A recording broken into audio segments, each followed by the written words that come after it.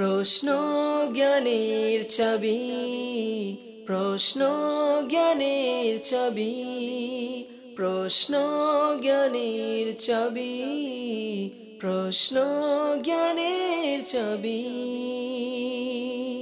আলহামদুলিল্লাহি রাব্বিল আলামিন ওয়াসসালাতু ওয়াসসালামু আলা সাইয়্যিদিল মুরসালিন আম্মা বা'দ ফাআউযু বিল্লাহি মিনাশ শাইতানির রাজীম বিসমিল্লাহির রহমানির রহিম আসসালাতু ওয়াসসালামু আলাইকা ইয়া রাসূলুল্লাহ ওয়া আলা আলিকা ওয়া আসহাবিকা ইয়া হাবিবাল্লাহ আসসালাতু ওয়াসসালামু আলাইকা ইয়া নবিয়াল্লাহ ওয়া আলা আলিকা ওয়া আসহাবিকা ইয়া নূরাল্লাহ। মাদানী চ্যানেলের দর্শকবৃন্দ, আলহামদুলিল্লাহ আযজা ওয়াজাল পবিত্র হজের মৌসুম জিলহজ মাসের পবিত্র দিন অতিবাহিত হচ্ছে। আল্লাহ তাবারক ওয়া তাআলা এই পবিত্র মাসের বরকত আমাদেরকে দান করুক। আশিকানে হজ, আশিকানে রসুল, আশিকানে মদিনা, আলহামদুলিল্লাহ যাদেরকে আল্লাহ তাবারক ওয়া তাআলা সামর্থ্য দিয়েছেন, আল্লাহ এবং তার রসুলের দরবার থেকে ডাক পড়েছে, তারা হজের পানে ছুটে গিয়েছেন। অনেক হাজি মক্কাতুল মুকাররমায় উপস্থিত হয়েছে, অনেকে মদিনাতুল মুনাওয়ারায় উপস্থিত হয়ে মক্কার উদ্দেশ্যে রওনা দিয়েছেন। আল্লাহ তাআলা প্রত্যেকের হজকে কবুল করুক। আল্লাহ তাআলা হাজিদের ওসিলায় আমাদেরকে হজ করার তৌফিক দান করুক। যে সকল আশিকানে রসুল হজে গিয়েছেন, আল্লাহ তাআলা প্রত্যেককে হজ্জে মবরুর দান করুক।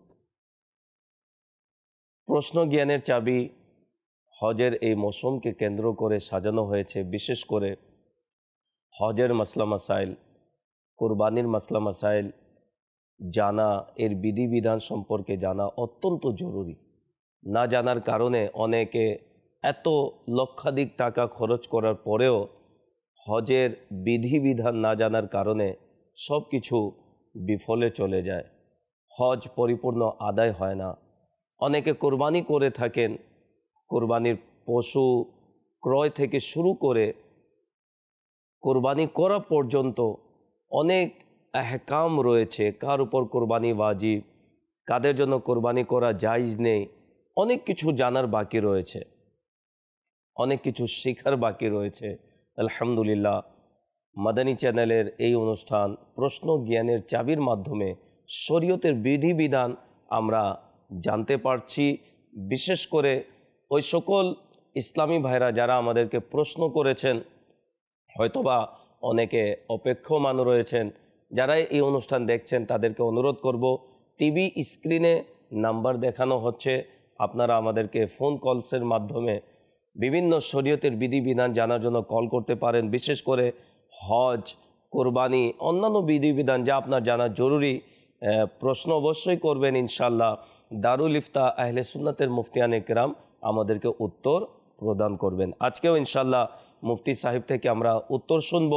তবে মূল পর্বে যাওয়ার আগে আসুন ভালো ভালো নিয়ত সহকারে আমরা এই অনুষ্ঠানকে দেখার প্রস্তুতি নিই। নবী পাক সাল্লাল্লাহু আলাইহি ওয়াসাল্লামের প্রতি দুরূদ পড়ার অসংখ্য ফজিলত এবং বরকত রয়েছে। আমাদের প্রিয় আকা মক্কি মাদানী মুস্তাফা সাল্লাল্লাহু তাআলা আলাইহি ওয়াসাল্লাম ইরশাদ করেন, যে ব্যক্তি জুমার দিন আমার প্রতি ৮০ বার দুরূদে পাক পড়ে, আল্লাহ তাআলা তার ৮০ বছরের গুনাহকে মিটিয়ে দেন। সাল্লু আলাল হাবিব সাল্লাল্লাহু তাআলা আলা মুহাম্মদ সাল্লাল্লাহু আলাইহি ওয়াসাল্লাম। নবী করিম সাল্লাল্লাহু আলাইহি ওয়াসাল্লাম ইরশাদ করেন, যে ব্যক্তি সকালে ১০ বার, সন্ধ্যায় ১০ বার আমার প্রতি দুরূদে পাক পড়ে, কিয়ামতের দিন আমার শাফাআত নসিব হবে।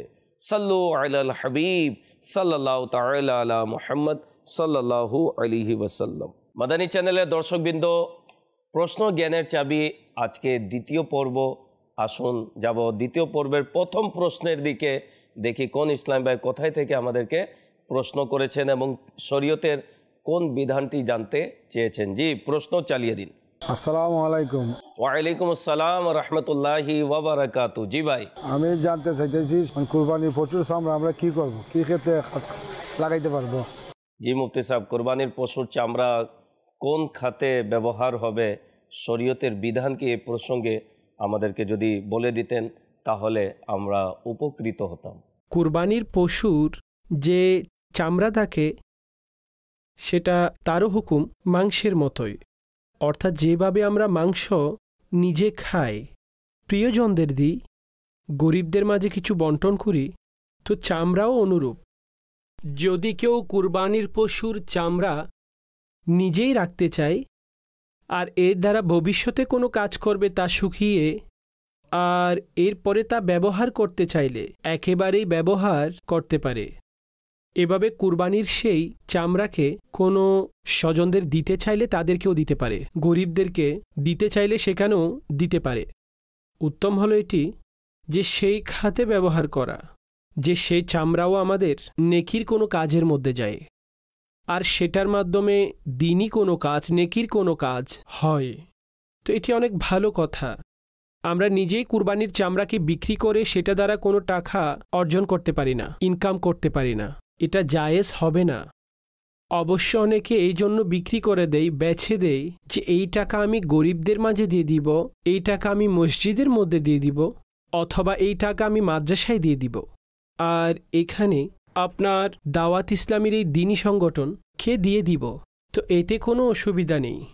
কিন্তু আলহামদুলিল্লাহ দুনিয়া জুড়ে দাওয়াত ইসলামীর এই দ্বীনি সংগঠনের জন্য অনেক ইসলামী ভাই চেষ্টা করে। তো আপনিও আপনার এই কুরবানির পশুর চামড়া দাওয়াত ইসলামীকে পেশ করুন। যোগাযোগের নাম্বার স্ক্রিনের মাধ্যমে আপনার সামনে পেশ করা হচ্ছে। তো এখানে আপনারা যোগাযোগ করে চামড়া আপনারা তাদেরকে পৌঁছে দিতে পারেন। মাসালা আমি আরজ করে দিলাম, যদি কেউ নিজেই রাখতে চায় আর সেটাকে শুকিয়ে নিয়ে সেটা বিছানার কাজে লাগায়, আগের দিনে মানুষ এটাকে পানির মশক বানিয়ে নিত, তো কোনো অসুবিধা এতে নেই। কিন্তু এটাকে নিজের জন্য বিক্রি করা, এটা অনুমতি নেই। যে মানুষ বলে মাংস তো রেখেছে, এই চামড়াগুলো আমরা কয়েক হাজার টাকা বিক্রি করে দিই আর এই টাকা ব্যবহার করতে পারবো, তো এটা জায়েজ নেই।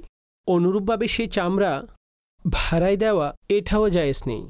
এটা বলে যে কসাইদেরকে আমরা বলবো যে তোমরা পশুর কাজে 10,000 চাচ্ছ, তো তার মধ্য থেকে একটি চামড়া তোমাদেরকে দিয়ে দিব আর 6,000 টাকা দিয়ে দিব, তো এটা জায়েজ নেই। এই জন্য চামড়া সংক্রান্ত যা কিছু আরজ করেছে সে অনুযায়ী আমল করা হোক। মাশাআল্লাহ, অত্যন্ত মুফতি সাহেব সুন্দরভাবে উত্তর দিয়েছেন। আর মুফতি সাহেব উত্তর প্রদানের সাথে সাথে তিনি আমাদেরকে একটি দাওয়াতও দিয়েছেন, আমাদের থেকে চেয়েছেন, সেটি হচ্ছে দাওয়াতে ইসলামীর সকল দ্বীনি এবং কল্যাণমূলক কাজের জন্য কোরবানি পশুর চামড়া যেন আমরা দাওয়াতে ইসলামীকে দান করি। দারুল ইফতা আহলে সুন্নাতের মুফতি সাহেব দাওয়াতে ইসলামী প্রসঙ্গে তিনি বলেছেন, তো যারাই এই অনুষ্ঠান দেখছেন, আল্লাহ তাআলা আপনাকে কোরবানি করার সৌভাগ্য দান করেছেন। কোরবানির পশুর চামড়া কোথায় কোন খাতে ব্যবহার করতে হবে বিস্তারিত বলে দিয়েছেন। আপনার আত্মীয় স্বজনের মধ্যে কেউ যদি গরিব দরিদ্র থাকে তাকেও দিতে পারেন, দিনী কাজেও আপনারা দিতে পারেন। দাওয়াত ইসলামীর এত বিশাল দিনী খেদমত রয়েছে, জামিয়াতুল মদিনা, মাদ্রাসাতুল মদিনা, দারুল মদিনা, মাদানী চ্যানেল, আরও অনেক বিভাগ দাওয়াত ইসলামী রয়েছে এবং কল্যাণমূলক মানবতা কল্যাণের ক্ষেত্রেও দাওয়াত ইসলামী FGRF-এর মাধ্যমে খেদমত করে থাকে, যা মাদানী চ্যানেলে আপনারা পর্যায়ক্রমে দেখে থাকেন। তাই অনুরোধ করব আপনার কোরবানির পশুর চামড়া দাওয়াত ইসলামীকে দান করুন। চামড়ার সাথে সাথে দান অনুদানও আমাদেরকে দিতে পারেন।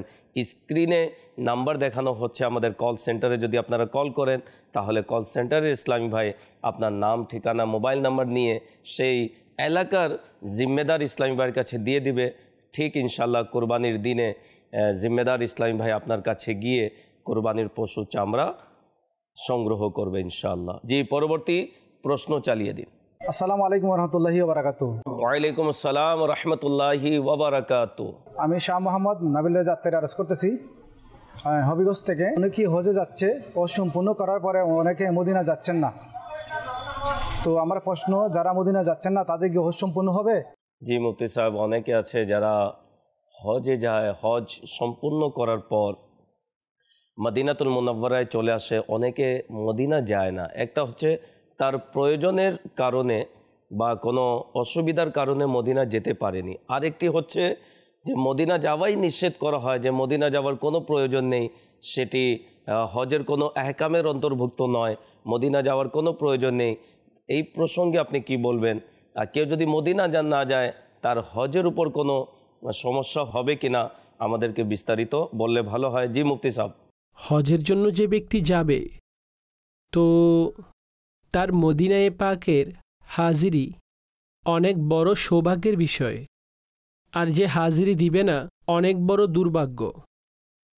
মনে রাখবেন যে উলামায়ে ইসলাম এই মাসালা বর্ণনা করেছেন যে মদিনায়ে পাকে হাজিরি অর্থাৎ রওজায়ে রসুল সাল্লাল্লাহু আলাইহি ওয়াসাল্লামে হাজির হওয়া, এটা করিবুল ওয়াজিব, এটার হুকুম করিবুল ওয়াজিব অর্থাৎ ওয়াজিবের কাছাকাছি হুকুম।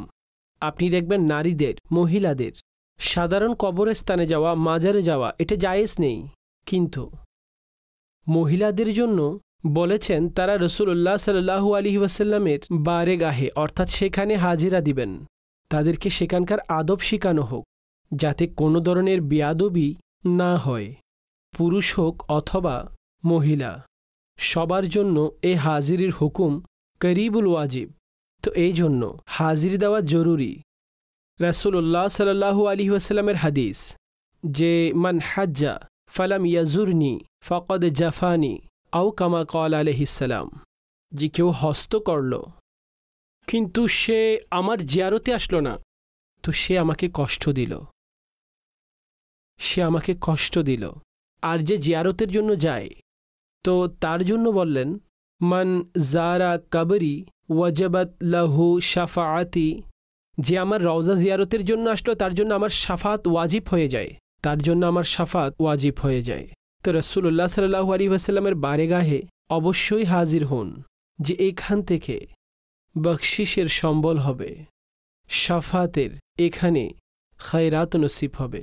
রাসূলুল্লাহ সাল্লাল্লাহু আলাইহি ওয়াসাল্লামের বারেগাহে হাজির হওয়ার উপকার এটা হবে যে আল্লাহ রসুল সাল্লাল্লাহু আলাইহি ওয়াসাল্লাম এমন ব্যক্তির জন্য শাফাতও করবেন, আল্লাহর বারেগাহে তাদের গুনাহের বকশিসের জন্য, মাফের জন্য সুপারিশ করে থাকেন। তো অবশ্যই যান। কুরআনে বলছেন যদি মানুষ তার নফসের উপরে জুলুম করে বসে আর হে মাহবুব আপনার কাছে চলে আসে, তো এখানে এসে মাপ চায় আর রাসূলুল্লাহ সাল্লাল্লাহু আলাইহি ওয়াসাল্লাম তাদের জন্য সুপারিশ করে, তো অবশ্যই আল্লাহকে তওবা কবুলকারী হিসেবে পাবেন আর রহমকারী হিসেবে পাবেন। তো এটা অনেক বড় সৌভাগ্য, যেখানে হজ হওয়া না হওয়ার সাথে সম্পর্ক। তো হজ তো আদায় হয়ে গেল। যদি কেউ মদিনা গেল কিংবা না যায়, এটা তো একটি, এখানে আপনারা দেখুন উলামায়ে কেরাম বলেছেন, বর্ণনা করেছেন, কেননা হজে গমনকারীদের জন্য কোনো রুকন মদিনার মধ্যে রাখেননি। না হয় প্রত্যেক ব্যক্তি যেতেন, যেহেতু রুকন মদিনার মধ্যে সেজন্য যাব, হজের কোনো রুকন মদিনার মধ্যে রাখা হয়নি, বরং সমস্ত ধরনের আরকানসমূহ সেগুলো হেরেমে কাবা, হেরেমে মক্কার মধ্যে, মিনা, আরফা, মুজদালিফা এখানেই মজুদ, আর কোথাও নেই। যাতে যারা মদিনার দিকে যাচ্ছে তারা যেন জানে শুধুমাত্র রাসূলুল্লাহ সাল্লাল্লাহু আলাইহি ওয়াসাল্লামের বারেগাহে হাজিরির জন্য তারা যাচ্ছেন, শুধুমাত্র হুজুর আলাইহিস সালামের বারেগাহে হাজিরির জন্য সেই ব্যক্তি খুশনসিব তারা যাচ্ছেন। তো এই জন্য মদিনা শরীফ যাওয়া অনেক বড় সৌভাগ্যের বিষয়। আর হজে যান কিংবা উমরাতে যান, তো অবশ্যই এই সফরও এখতিয়ার করা উচিত। আর এই উপস্থিতি করিবুল ওয়াজিব অর্থাৎ ওয়াজিবের কাছাকাছি, এটার হুকুম আমাদের উলামাগণ বয়ান করেছেন। আল্লাহ আল্লাহ, সৌভাগ্যবান ওই সকল হাজিগণ যারা হজ সম্পন্ন করার পর মদিনাতুল মুনাওয়ারার দিকে ছুটে যান, মদিনার পানে ছুটে যান। কত সুন্দরভাবে মুফতি সাহেব বলেছেন যে হজের যা আহকাম রয়েছে সব কিছু মক্কাতুল মুকাররমায় আদায় হয়ে যায়। মদিনাতুল মুনাওয়ারা যারা সফর করে তারা প্রকৃতপক্ষে নবী পাক সাল্লাল্লাহু আলাইহি ওয়াসাল্লামের জন্যই তারা সফর করে থাকে। এবং কোরআনুল করিমের মধ্যেও আল্লাহ তাআলা যা ইরশাদ করেছেন আমরা শুনেছি, গুনাহ ক্ষমা হওয়ার মাধ্যম হচ্ছে রওজায়ে রাসূল সাল্লাল্লাহু আলাইহি ওয়াসাল্লামের জিয়ারত। নবী করিম সাল্লাল্লাহু আলাইহি ওয়াসাল্লাম তাদের জন্য শাফাতের সুসংবাদ দিয়েছেন যারা নবী পাক সাল্লাল্লাহু আলাইহি ওয়াসাল্লামের রওজা মুবারকের জিয়ারত করে থাকে। দুর্ভাগা সেই ব্যক্তি যারা এত নিকটে যাওয়ার পরেও নবী পাক সাল্লাল্লাহু আলাইহি ওয়াসাল্লামের রওজা মুবারক দেখতে পারেনি, জিয়ারত করতে পারেনি। আল্লাহ তাআলা আমাদেরকে যেভাবে হজের সৌভাগ্য দান করেছেন, মদিনাতুল মুনাওয়ারায় উপস্থিত হওয়ার তৌফিক দান করুক। কোনো দিন এই কথা যেন আমাদের মনের মধ্যে না আসে যে হজের আহকামের অন্তর্ভুক্ত তো নয় মদিনা যাওয়ার, আমি কেন যাব মদিনা। না না, এরকম একজন আশিক ভাবতে পারে না। একজন আশিকে রাসূলের অন্তরে এই কথা আসতেই পারে না। একজন কবি তিনি বলেছেন, तैबा ना सही अफजल मक्का ही बड़ा जाहिद, हम इश्क के बंदे हैं क्यों बात बड़ा ही है। अमीर अहले सुन्नत बोलें, काबे की अज़मतों का मुनकिर नहीं हूँ लेकिन है काबे का भी काबा, मीठे नबी का रोज़ा। नबी पाक सल्लल्लाहु अलैहि वसल्लमेर रोज़ा मुबारकेर ज़ियारत करुन, अवश्यई करुन। मदिनातुल मुनव्वराय আমরা যে সকল হাজিগণ হজের উদ্দেশ্যে রওনা দিয়েছেন বা যাবেন, প্রত্যেককে বলবো মদিনাতুল মুনাওয়ারায় উপস্থিত না হয়ে আমরা যেন দেশে ফিরে না আসি। মদিনাতুল মুনাওয়ারা যাওয়া অত্যন্ত জরুরি। যে নবীর ওসিলায় আমি হজ পেলাম, যে নবীর ওসিলায় এত সুন্দর পরিবেশ এবং এই এত সুন্দর একটি ধর্ম আমরা পেলাম, সেই নবী সাল্লাল্লাহু আলাইহি ওয়াসাল্লামের রওজা জিয়ারত ব্যতীত দেশে ফিরে আসব, না না, কোনো দিন হতে পারে না। আল্লাহ তাআলা আমাদেরকে বাদব মদিনাতুল মুনাওয়ারায় উপস্থিত হওয়ার, হাজিরি দেওয়ার আল্লাহ তাআলা তৌফিক দান করুক। যাব পরবর্তী প্রশ্নের দিকে। যে পরবর্তী প্রশ্ন চালিয়ে দিন। আসসালামু আলাইকুম রহমতুল্লাহি ওয়া বারাকাতুহু। ওয়ালাইকুম আসসালাম ওয়া রাহমাতুল্লাহি ওয়া বারাকাতুহু। জি ভাই। আমি মোহাম্মদ রাসেল মিয়া। আমি একটা প্রশ্ন জানতে চাই, কোরবানির গোশত বন্টন করার উত্তম পদ্ধতি কি? জি মুফতি সাহেব, গত পর্বেও এই প্রশ্ন এসেছিল, আবার ইসলামে প্রশ্ন করেছেন, যদি আবারও আমাদেরকে এর উত্তর প্রদান করতেন। জি মুফতি সাহেব। কুরবানির মাংসের ব্যাপারে প্রারম্ভিক ইসলামে, অর্থাৎ ইসলামের শুরুতে যে হুকুম হয়েছিল, তো সে সময় মাংস রাখাটা নিষেধ ছিল, সবাইকে 3 দিনের মধ্যে শেষ করে ফেলতে হতো। কিন্তু পরবর্তীতে রাসূলুল্লাহ সাল্লাল্লাহু আলাইহি ওয়াসাল্লাম এটাকে রুখসাত করে দিলেন। আর সাহাবাগণ বর্ণনা করেন, পরবর্তী বছর যখন কুরবানি করলাম তো আমাদেরকে বলে দেওয়া হলো যে তোমরা খাও, সংরক্ষণ করে নাও, অথবা এটার মাধ্যমে নেকি অর্জন করো, অর্থাৎ সাদকা করে দাও, বন্টন করে দাও। তো এখানে 3টি বিষয়, খাও, জমা করো এবং বন্টন করে দাও। তো এখন সংরক্ষণ করা অর্থাৎ জমা রাখার নিষেধাজ্ঞা উঠে গেছে। তো এই জন্য কেউ যদি রাখে, তা চাই 2-4 মাস হোক না কেন, তাতে শরীয়তে কোনো নিষেধাজ্ঞা করা হয়নি। চিকিৎসা বিজ্ঞানে কতটুকু ক্ষতি রয়েছে এটা ডাক্তারদের সাথে পরামর্শ করা উচিত।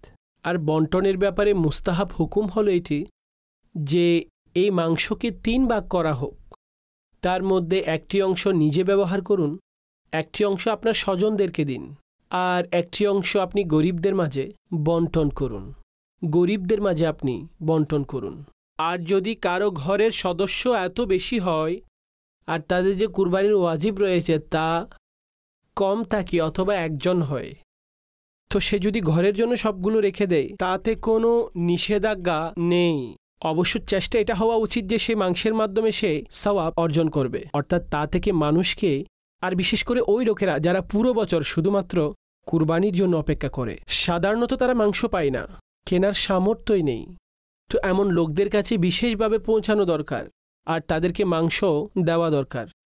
তো এইভাবে ইনশাআল্লাহ কুরবানি করার তো সওয়াব পাবেন, সাথে সাথে এই মাংস বন্টন করাতে আল্লাহর পক্ষ থেকে সওয়াব নসিব হবে। সাল্লু আলাল হাবিব সাল্লাল্লাহু তাআলা আলা মুহাম্মদ সাল্লাল্লাহু আলাইহি ওয়াসাল্লাম।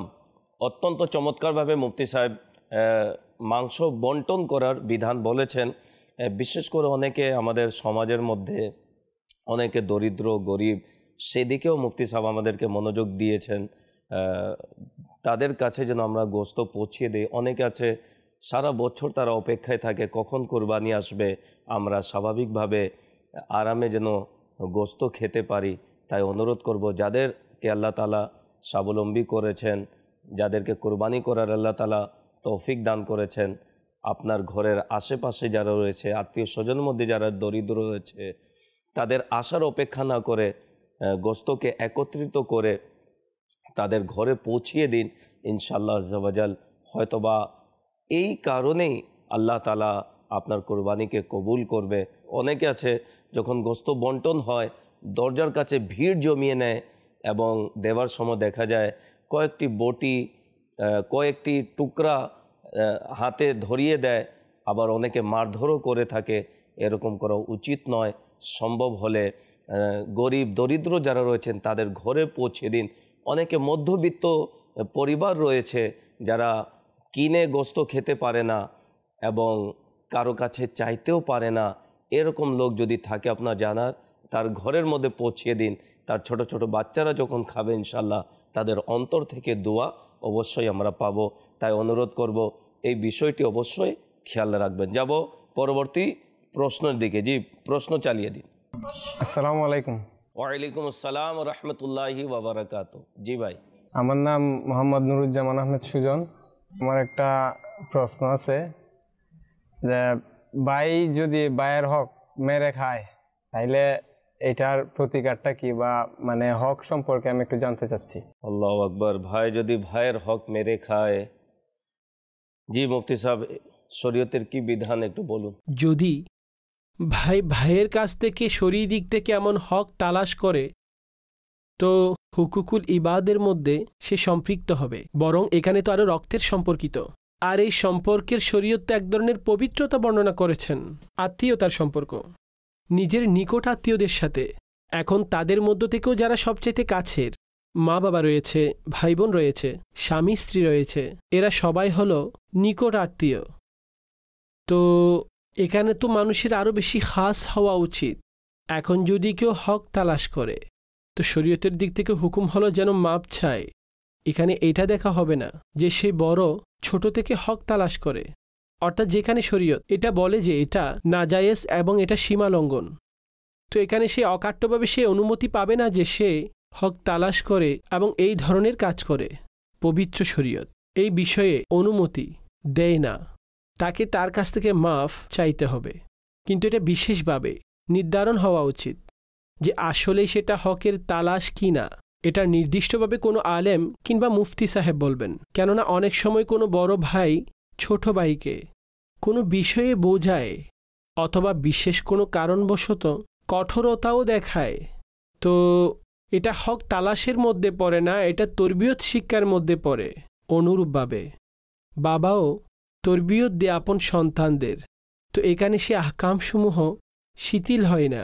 হ্যাঁ, অবশ্যই যে হকের তালাশ হয়ে থাকে, আমি ভাই আমাকে কেউ বাধা দিতে পারবে না। এখন তার টাকা নিয়ে তার এমন এমন জিনিসে ব্যবহার করে যা সাধারণভাবে ব্যবহারের অনুমতি থাকে না, এখানে হক তালাশের যে বিষয়টি হবে। তো এই জন্য এই প্রশ্নটি প্রথমে দেখা হোক, আসলেই বিষয়টি এমন হলে তো অতঃপর তাকে মাপ চাইতে হবে। আর যদি কেউ হক এভাবে তালাশ করে যে সেখান থেকে সম্পদও নেওয়া হয়েছে, তো সম্পদও আদায় করতে হবে। আল্লাহ তাবারক ওয়া তাআলা আমাদের প্রত্যেকের হক আদায় করার তৌফিক দান করুক।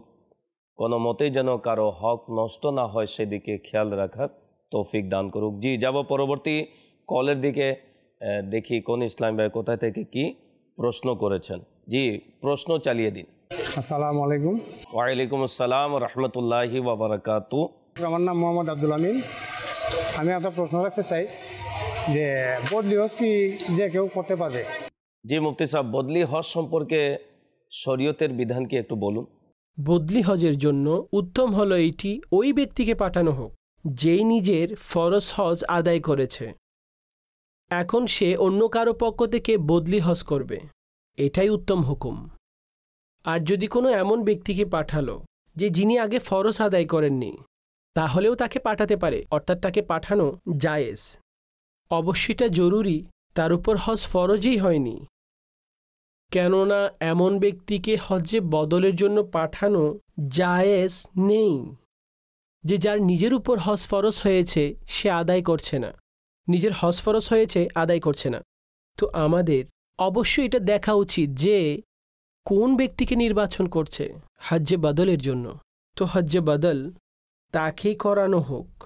শুরুতে তো সে নিজের ফরজ হজ আদায় করেছে, আর জীবনে হজ একবার হয়ে থাকে। এখন দ্বিতীয়বার নিজের পক্ষ থেকে কেউ নফল গেলে সেটাও ঠিক আছে, কারো বদলি হজ করে সেটাও ঠিক আছে, এটা উত্তম হুকুম। যদি এমন কাউকে পাঠানো হলো যে ফরজ হজ আদায় করেনি কিন্তু তার উপর হজ ফরজ হয়নি, তো এমন ব্যক্তিকে এ অবস্থায় হজের জন্য পাঠানো যেতে পারে, কিন্তু এটা হজ্জে বদলেই আদায় হবে, তার নিজের হজ আদায় হবে না। আর এরপরে যখনই তার উপর শর্তসমূহ পাওয়া যাবে, ইস্তাতাত মজুদ থাকবে, তো এখন তাকে আপন ফরজ হজ যথাসম্ভব করতে হবে, কেননা হজ্জে বদল দ্বারা হজ তার পক্ষ থেকে আদায় হয়, পালনকারীর পক্ষ থেকে হজ আদায় হয় না, সওয়াব পাবে কিন্তু ফরজ আদায় হবে না। মাশাআল্লাহ, অত্যন্ত চমৎকারভাবে হজ্জে বদল সম্পর্কে মুফতি সাহেব উত্তর প্রদান করেছেন। মুফতি সাহেব, একটি প্রশ্ন ছিল, আমিও আপনার কাছে প্রশ্ন রাখতে চাই। সেটি হচ্ছে, নবী করিম সাল্লাল্লাহু আলাইহি ওয়াসাল্লাম হিজরি কত সনে হজ আদায় করেন? কি বলবেন এ প্রসঙ্গে? রাসূলুল্লাহ সাল্লাল্লাহু আলাইহি ওয়াসাল্লাম 10 হিজরিতে হজ করেছেন, অর্থাৎ হুজুর সাল্লাল্লাহু আলাইহি ওয়াসাল্লাম হিজরতের যে 10ম বছর ছিল হজ তাতে তিনি আদায় করেছেন।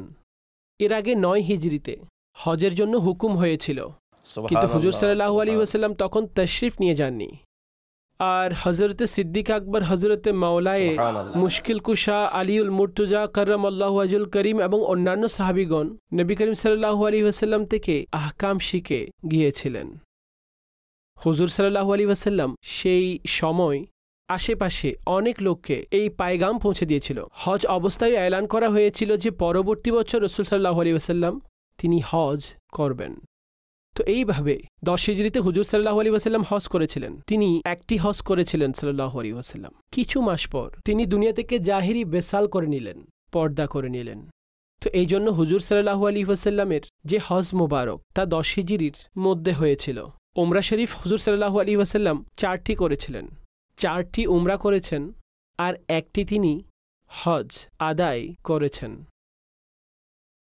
আর এই হজ হুজুর সাল্লাল্লাহু আলাইহি ওয়াসাল্লাম আদায় করেছিলেন, যার মধ্যে 1 লাখ থেকে অধিক সাহাবায়ে কেরাম দূর দূরান্ত থেকে এসেছিলেন। আর হুজুর সাল্লাল্লাহু আলাইহি ওয়াসাল্লাম তাদেরকে খুতবা দিলেন, যাকে খুতবায়ে হজ্জাতুল বিদাও বলা হয়, অর্থাৎ সেখানে খুতবাও দিলেন। আর সেখানে তাদের পর্যন্ত হুজুর সাল্লাল্লাহু আলাইহি ওয়াসাল্লাম আপন সাওয়ারির উপর বসে তিনি বিভিন্ন জায়গায় তিনি পৌঁছেছিলেন, আর তাদেরকে খুতবাও হুজুর সাল্লাল্লাহু আলাইহি ওয়াসাল্লাম দিয়েছিলেন। সুবহানাল্লাহ, 10ম হিজরিতে হুজুর সাল্লাল্লাহু আলাইহি সাল্লাম হজ আদায় করেছেন। আল্লাহ তাআলা সেই হজের ওসিলায় আমাদেরকে হজ করার তৌফিক দান করুক। নবী পাক সাল্লাল্লাহু তাআলা আলাইহি ওয়াসাল্লাম এর ওসিলায় আমরা হজ পেয়েছি, বিভিন্ন আহকাম পেয়েছি। যাব আমরা পরবর্তী প্রশ্নের দিকে। জি, প্রশ্ন চালিয়ে দিন। আসসালামু আলাইকুম রাহমাতুল্লাহি ওয়া বারাকাতুহু। ওয়ালাইকুম আসসালাম রাহমাতুল্লাহি ওয়া বারাকাতুহু। জি ভাই, আমি হবিগঞ্জ থেকে বলছিলাম, তাজুল আত্তারি। আমার প্রশ্নটা ছিল যে সাফা মারওয়াতে যদি সাই কেউ না করে তাহলে কি হজের পরিপূর্ণতা হবে? জি মুফতি সাহেব, সাই যদি কেউ না করে তাহলে হজ আদায় হবে কিনা এই প্রসঙ্গে শরীয়তের বিধান কি বলুন। জি, হজের মধ্যে কিছু বিষয় রয়েছে ফরজের অন্তর্ভুক্ত, আর কিছু বিষয় ওয়াজিবের অন্তর্ভুক্ত। কিছু বিষয় এতে ওয়াজিবের অন্তর্ভুক্ত। দেখুন, হজের বড় রুকুন হল আরফায় অবস্থান। আর যদি এখন উকুফে আরফায় কেউ করল না, তো তার হজ আদায় হবে না, তার হজ আদায় হবে না, হজই হবে না। কেননা হজ আরফায় অবস্থান হজের মধ্যে সবচাইতে অগ্রগণ্য রুকন, অর্থাৎ বড় রুকুন, আজিম রুকুন। তো এটা ছাড়া আরও কিছু বিষয় ফরজের হুকুম রাখে, আর কিছু বিষয় এমন যাদের হুকুম সেগুলো ওয়াজিব হয়ে থাকে। সাই করা সাফা মারওয়াতে, এটাও ওয়াজিব। অবশ্য হজের সাইর মধ্যে এই রুখসাত রয়েছে যে যখনই কোনো ব্যক্তি হজের ইহরাম বাঁধবে, তো সে যদি চায় যে হজের আগেই, অর্থাৎ আরফা আর ওইদিকে মুজদালিফায় যাওয়ার আগেই করে নিব, তো সে এসে একটি তাওয়াফ করে তারপরে সাই করে নিবে। তো এইভাবে করার মাধ্যমে তার হজের সাই আদায় হয়ে যাবে। আর যদি সে প্রথমে না করে, তো যখনই হাজি মিনার মধ্যে চলে যাবে 8 তারিখে, 9 তারিখ আরফার ময়দানে যায়, অতপর 9 তারিখ সূর্য ডুবার পরে মুজদালিফার দিকে যায়, অতপর এখানে সুবহে সাদিকের পরে সূর্য ওঠার, অর্থাৎ এই সময়ে এখানে অবস্থান যা অল্প সময় ওয়াজিব আদায় হয়ে যায়। পরে সে মুজদালিফার অবস্থান আদায় করে। অতপর 10 তারিখের দিনে তিনি রামি করেন, শয়তানকে পাথর নিক্ষেপ করা, অতপর শয়তানকে পাথর মারা, এরপরে তাওয়াফ ও করতে যায়। তাওয়াফে জিয়ারত, যেটা হজের ফরজের অন্তর্ভুক্ত। তাওয়াফে জিয়ারত এটা ফরজের অন্তর্ভুক্ত। আর তারপরে সে সাই করে নিবে। তো এখানে রুখসত মৌজুদ, হজের যখনই এহরাম পরে নেই এবং মিনার আগে আগেই সাই করতে চাই তো এটার অনুমতি রয়েছে। কিন্তু যদি একেবারে কেউ সাই করলই না আর এভাবে সে এটাকে ছেড়ে দিয়ে পরবর্তী হালাক এবং অন্যান্য কাজ করে নেই, হজের এহরাম থেকে বের হয়ে আসলো, তো এই অবস্থায় তার উপর দম আবশ্যিক হয়ে যাবে। জি, তাজুল ভাই আমাদেরকে প্রশ্ন করেছিলেন, আপনি উত্তর নিজের পেয়ে গিয়েছেন। যাব পরবর্তী প্রশ্নের দিকে। জি, আসসালামু আলাইকুম। ওয়ালাইকুম আসসালাম রহমতুল্লাহি ওয়া বারাকাতুহু। আমি মোহাম্মদ শাহাদাত ভুঁইয়া বলছি নারায়ণগঞ্জ থেকে। আমার প্রশ্নটি হচ্ছে, উমরা পালনের রুকন কয়টি এবং কি কি? জি মুফতি সাহেব, উমরার কয়টি রুকুন রয়েছে এবং কি কি রয়েছে একটু জানালে আমরা উপকৃত হতাম। দেখুন, যখনই মানুষ এহরাম বাঁধে আর উমরার জন্য যায়, তো বেসিক তো কিছু বিষয় এমন রয়েছে যেগুলো থেকে নিজেই নিজেকে বাঁচিয়ে নিতে হয়, আর কিছু এমন বিষয় রয়েছে যেগুলো আমল করতে হয়। আর যে কাজ করতে হবে তার মধ্যে কিছু কাজ ওয়াজিব হয়ে থাকে আর কিছু এমন যা সুন্নাত ওয়ালা কাজ হয়ে থাকে। উমরার মধ্যে যে বেসিক আরকান যেগুলো আদায় করতে হবে, তো মনে রাখবেন প্রথমত এহরাম, অর্থাৎ মিকাতের আগে আগে যে এহরাম বাঁধার জায়গা থাকে তার আগে আগে অথবা সেই জায়গার মধ্যে এসে এহরামের কাপড় বেঁধে নিবে আর উমরার নিয়ত করে নিবে। তো এখানে হয়ে গেল এহরাম। যখন আপনি হেরেম শরীফ পৌঁছবেন, তো দ্বিতীয় কাজ তাওয়াফ। আমি এখানে বেসিক কাজের কথা বলছি, যেগুলো ছাড়া যা উমরায় অবশ্যই করতে হয়। এখন তাওয়াফ রয়েছে, এখানে 7 চক্কর করার সময় উমরার নিয়ত করে 7 বার প্রদক্ষিণ করবে। এরপরে সাফা মারওয়ার সাই, আর এরপরে হালাক, অর্থাৎ আপন মাথা মুন্ডানো অথবা তকসির করা। এখানে এই 4টি কাজ রয়েছে উমরার দিক থেকে। এই 4টি কাজ বেসিক, যে এগুলো করে নিবে তার উমরা হয়ে গেছে। এখন প্রত্যেকটি কাজের মধ্যে এহরাম পরবেন, তারও কিছু সুন্নত রয়েছে। আপনি তাওয়াফ করবেন, তারও কিছু সুন্নত রয়েছে, আদব রয়েছে। সাই, সাফা মারওয়াতে আরোহণ, অনুরূপভাবে হলক এবং তকসির করানো, তাওয়াফের পরে 2 রাকাত আদায় করা, এগুলো ওয়াজিব হয়ে থাকে। তো বিভিন্ন আরও বিষয় এতে অ্যাড রয়েছে।